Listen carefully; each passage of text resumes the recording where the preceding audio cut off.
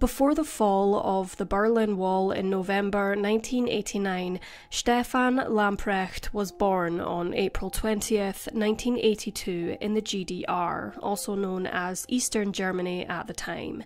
He resided in Kiel with his mother Ines, his stepfather and his half-sister Nancy at Steinkamp Achten Dreizig.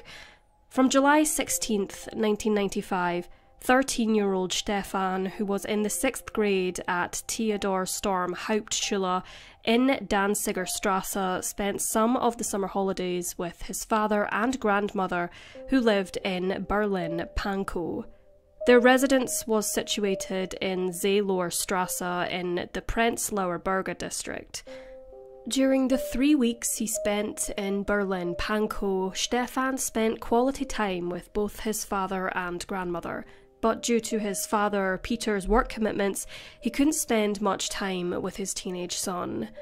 When he could, Stefan accompanied his father at work, but in his free time enjoyed fishing, swimming and football.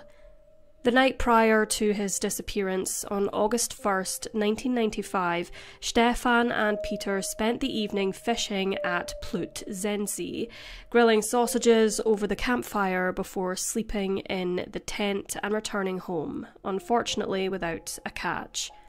Peter later recalled it as the most perfect night, though it was a night that would remain etched in his memory forever as the final time he saw his son alive. Due to his father's and grandmother's busy schedules during the summer months, Stefan often met up with his cousin, who was of similar age and staying with their grandparents in Pankow. The two boys had been close friends since early childhood and enjoyed spending time together. Following a joint visit to the outdoor pool in late summer of 1995, Stefan inadvertently left his swimming gear behind at his cousin's residence. On August 2nd, he planned to retrieve the forgotten items before returning home to Kiel. Around 3 p.m, Stefan departed from his grandmother's apartment, making his way to Zeelinstrasse, approximately 2 kilometers away. By 4 p.m, the 13-year-old reached his destination. Appearing hurried despite the sweltering heat, Stefan declined an offer for another drink to hydrate. Carrying his bathing suit in a thin white plastic bag, he exited the relative's apartment. Little did anyone know, this would mark the final sighting of Stefan Lamprecht alive. He was looking forward to night fishing that Wednesday evening with his father, who he shared a good relationship with, so for him to disappear without telling anyone was extremely out of character, given he had such arrangements. Concerned when Stefan failed to return by early evening, his father initiated a search. That very night, he filed a missing persons report. With his blonde hair and slender athletic build, he was last seen wearing a sleeveless green shirt, short jeans and sandals. On the day he went missing, he carried his dark swimming trunks and a dark flowered towel in a thin white plastic bag. Following Stefan Lamprecht's disappearance, his mother Ines also travelled to Berlin to aid in the search efforts. Collaborating with the Missing Persons Unit, they distributed search posters and scoured the area extensively for any trace of the schoolboy. Articles were published in local newspapers, and an offer of 10,000 marks was offered, but unfortunately in vain. Police quickly ruled out the possibility that Stefan had run away, as he was a friendly, reliable and sensible boy, and concern for his welfare grew when police raised suspicions that he had been abducted on his way home. Then, on August 8th, 1995, 6 days after Stefan vanished, a grim discovery was made. The naked body of a child was found by men unloading garbage from a railway wagon at the Schöneiche landfill near Mittenwalde, wrapped partly in thin blue garbage bags, in a manner which appeared to be more like the boy wearing clothes rather than his remains just being wrapped in them. Tragically, the body was then identified as Stefan Lamprecht. His body displayed stab wounds and cuts, mainly to the abdominal area, indicating he had fallen victim to a sex crime, the specific details of which have been left undisclosed to the public. During the autopsy, traces of breadcrumb-like brown coal were found all over his body, suggesting Lamprecht had been moved from another location, having been kept there for several days. Shockingly, his clothes and swimwear were missing and have never been found. The autopsy also revealed alcohol in his system, which was disturbing for his family to hear, as he had never consumed alcohol before. It's possible he was administered it by force or by influence by whoever took his life. Despite the evidence found at the scene and trying to piece together Stefan's last known movements, they could not concretely say where he was between August 2nd to August 8th when his body was found, nor who he was with during this time. His walk home from Zeeloer Strasse to Zeelenstrasse was approximately 2.5 kilometers, but nobody remembered seeing him. He may have been in the wrong place at the wrong time when the killer struck. Stefan was often willing to help people, and he had recently started smoking, which may have been how a conversation was struck up. It's possible Stefan was held captive following his abduction, possibly in a coal cellar or bunker, or at a location for storing heating fuel, or was killed and disposed of when the perpetrator found an opportunistic window to hide the body in a dumpster. Discoveries within the garbage wagon suggest that the child's body was disposed of within household waste in the vicinity of Schönhauser Alley, or Berliner Strasse. This contradicts the initial suspicion held by police, who believed the body may have been disposed of directly at the loading station in Asgardstrasse in Heinersdorf. In the pursuit of the perpetrator, the police focused their efforts primarily on the vicinity where Stefan disappeared. Police case analysts speculated about a perpetrator possessing local knowledge. Several years passed, during which the German police in Berlin tirelessly searched for the perpetrator, but to no avail. Meanwhile, unexpected developments unfolded in Lamprecht's hometown of Kiel. It emerged that the 13-year-old had been in contact with a known paedophile.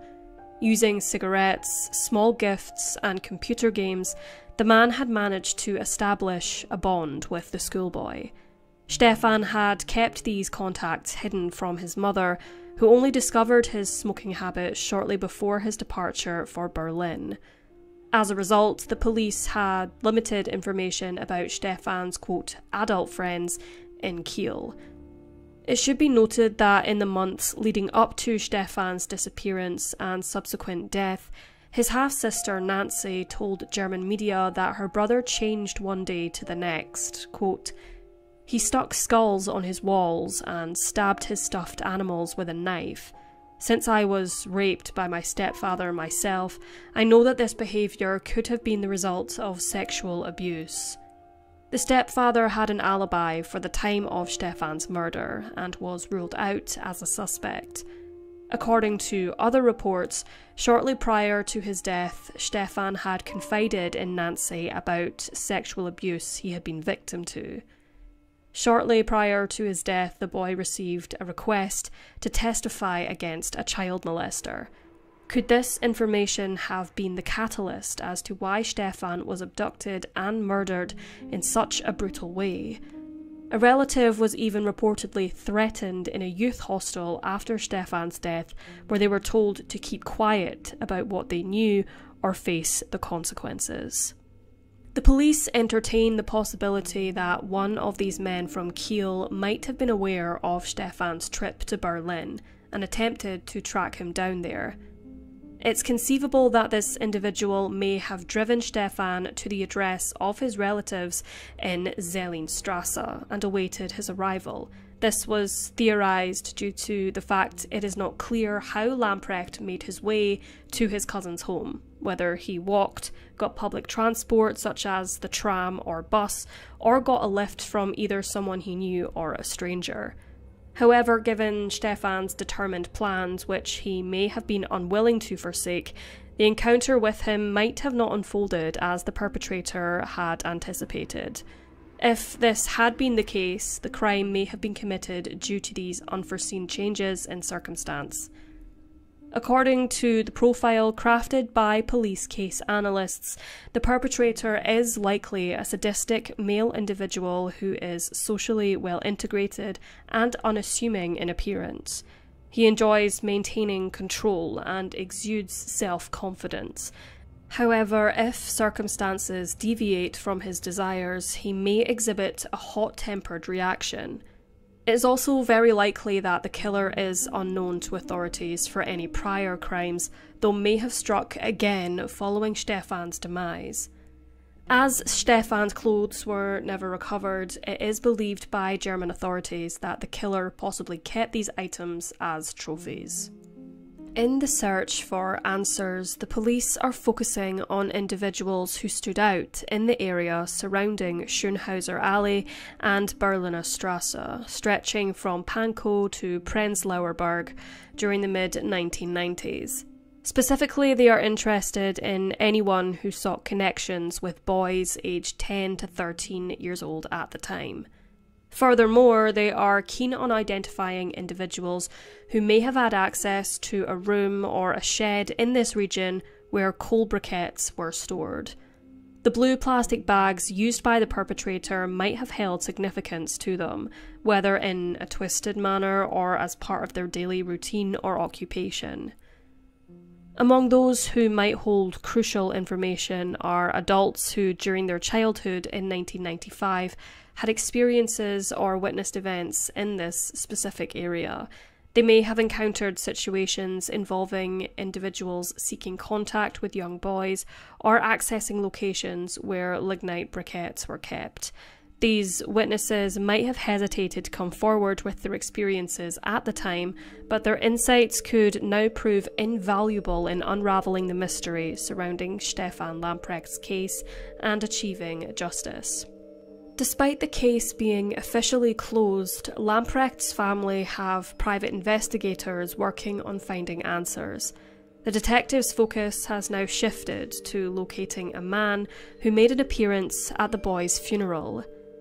Nancy told the media, quote, "At that time, a tall man with black skin was praying at the grave. He spoke English. A strange thing was that he knelt at the grave before the coffin was brought there. The man disappeared without saying a word to us."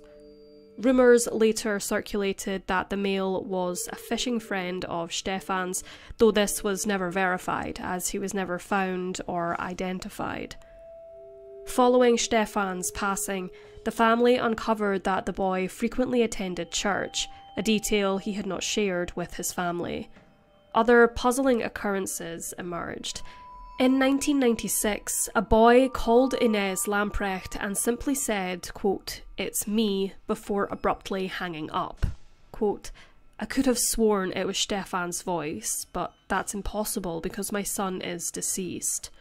Stefan's aunt also received a similar call shortly after his disappearance, during a time when Stefan was believed to have already passed away. The Lambrecht family suffered immensely following the death of 13-year-old Stefan, his depressed father turning to drugs and alcohol to numb his pain. Stefan's mother and sister moved away from the area following the horrendous crime, unable to deal with their grief in the house Stefan once called home. Even 29 years later, his family are longing for answers, desperate for the killer to be found and brought to justice. There is currently a reward of €5,500 for any information that leads to the capture and conviction of the person or persons who murdered 13-year-old Stefan Lamprecht. Those who have information are urged to contact Kripo Berlin at 030 4664 911 905.